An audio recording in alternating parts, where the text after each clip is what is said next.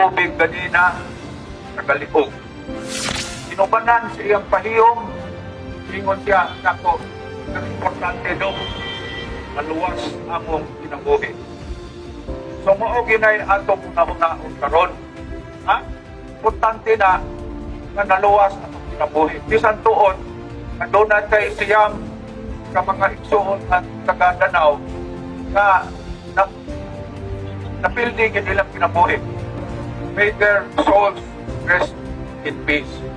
Talagsaon ning eksperyensya ato ng atong hitabo karon dinhi sa Danau. Siyempre, natural na doon ay mga kalamidad ang atong yung unahon, atong pamilya, ang atong mga panimalay. Pero di nato kalimtan nga kita mga kawani sa gobyerno, doon natin responsibilidad sa mga katauhan. Di nato kalimtan nga mga public servants ta, alagad sa katauhan. Na tingali ang uban ninyo halimbawa, na naan siya umaabot nga lain nga bagyo. Pero ang igo ato sa Luzon. Pero tungkol sa kadako gyapon, mapiktuhan gyapon ta sa Juan. So importante nga kaning mga daan nato dire, paninguaw nato malimpyo kay after tas susukuan. Ya ang mga lapok na paskilid, mubalik nagsud ang tubig sa mga bay.